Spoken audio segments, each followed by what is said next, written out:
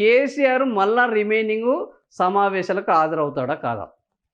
ఇది మళ్ళా ఇది ఒక అన్ఎండింగ్ ప్రాసెస్గా మారిపోయినది.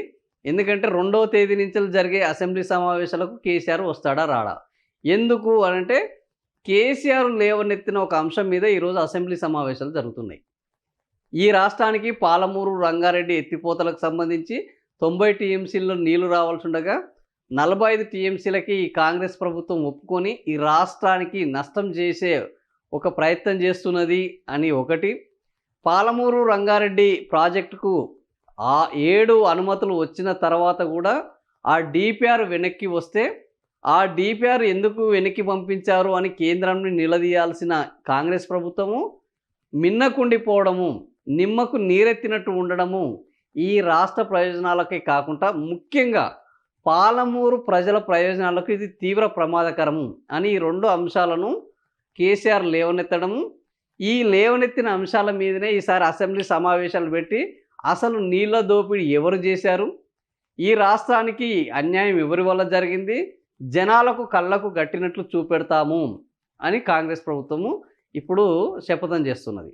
ఈ నేపథ్యంలో తాను లేవట్టిన అంశం మీద శాసనసభలో సమావేశాలు జరుగుతున్న నేపథ్యంలో కేసీఆర్ ఈ సమావేశాలకు హాజరై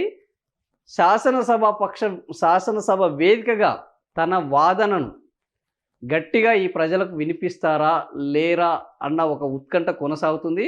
సో ఈ ఉత్కంఠకు 2వ తేదీన మళ్ళా మొదలు కాబోతుంది. ఆ రోజు ఏం జరుగుతుంది, ఆ రోజు మరి శాసనసభకు వస్తారా లేదా, ఆ తర్వాత ఎజెండా సెట్ అయిన తర్వాత గవర్నమెంట్ ఒక పవర్ పాయింట్ ప్రజెంటేషన్ ఇవ్వాలనుకుంటుంది. గవర్నమెంట్ పవర్ పాయింట్ ప్రజెంటేషన్ ఈ నీటి వనరుల మీద, నీటి ప్రాజెక్టుల మీద, ఆ ప్రజెంటేషన్ తర్వాత బీఆర్ఎస్ కూడా తాము కూడా ఒక పవర్ పాయింట్ ప్రజెంటేషన్ ఇస్తాము, మాకు అవకాశం కల్పించమంటారు. ఇప్పటి వరకు దీని మీద ఇంకా స్పష్టత రాలేదు. బీఆర్ఎస్ పవర్ పాయింట్ ప్రజెంటేషన్కు ఈ సభలో ఆమోదం లభిస్తుందా లేదా అనేది ఒకటి ఉంది. ఒకవేళ కేసీఆర్ వచ్చి పవర్ పాయింట్ ప్రజెంటేషన్ ఇస్తాను అంటే నాకు తెలిసి సభాపక్ష నేతగా రేవంత్ రెడ్డి అంగీకరించే అవకాశం ఉంది.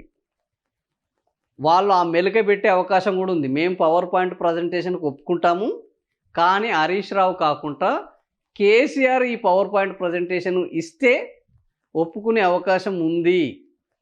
మరి ఈ కేసీఆర్ గారు ఇప్పుడు ఈ పవర్ పాయింట్ ప్రజెంటేషన్ ఒకవేళ కాంగ్రెస్ పార్టీ నుంచి ఇలాంటి అనుమతి లభించినా, కాంగ్రెస్ పార్టీ నుంచి ఇలాంటి వాదన వచ్చినా, పవర్ పాయింట్ ప్రజెంటేషన్ మేము చేయాలి అంటున్న బీఆర్ఎస్ ప్రభుత్వానికి ప్రతిపక్ష నేతగా, ప్రతిపక్ష నాయకుడే ఈ పవర్ పాయింట్ ప్రజెంటేషన్. కేసీఆర్ అంటే నాట్ ఓన్లీ మాజీ ముఖ్యమంత్రి, ఇప్పుడున్న ప్రతిపక్ష నాయకుడు సభలో.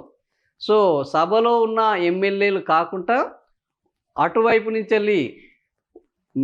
ఇరిగేషన్ మినిస్టర్ చేస్తారు, ముఖ్యమంత్రి చేస్తారు. ఇటువైపు నుంచి మాజీ ఇరిగేషన్ మినిస్టరు, మాజీ ముఖ్యమంత్రి కేసీఆర్ ఈ పవర్ పాయింట్ ప్రజెంటేషను చేస్తే మేము ఒప్పుకుంటాము అంటే మరి కేసీఆర్ వస్తారా రారా? వస్తే ఈ పవర్ పాయింట్ ప్రజెంటేషను దగ్గరుండి హరీష్ తోటి చేయిస్తారా లేదా తానే దగ్గరుండి ఈ పవర్ పాయింట్ ప్రజెంటేషన్ చేస్తారా? ఈ అనేక ప్రశ్నలకు మళ్ళా వేదిక కాబోతుంది శీతాకాల అసెంబ్లీ సమావేశాలు. 2వ తేదీ నుంచి 4వ తేదీ వరకు ఈ సమావేశాలు ఏం జరగబోతున్నాయి, ఈ సమావేశాల్లో ఈ రాష్ట్ర ప్రజలకు ఈ రాష్ట్రంలో ఉన్న నీటి కేటాయింపులపై ఒక అవగాహన వచ్చే అవకాశం ఉంది. దీనికి పులి స్టాప్ పడుతుందా లేదా అయితే ఇప్పటికి సమాధానం లేదు. సో ఒకరి మీద ఒకరు బురద జల్లుకుంటారా? ఈ 2 పక్షాలు కలిసి ఈ రాష్ట్రానికి రావాల్సిన నీటి కేటాయింపులపైన, నీటి అన్యాయం పైన కేంద్రం మీద పోరాడడానికి సిద్ధమవుతారా అనే అనేక అంశాలకు ఈ 2వ తేదీ నుంచి మళ్ళా పునఃప్రారంభం అయ్యే సమావేశాల నుంచి మనకు సమాధానం లభించే అవకాశం ఉంది. ఏం జరుగుతుందో చూద్దాం.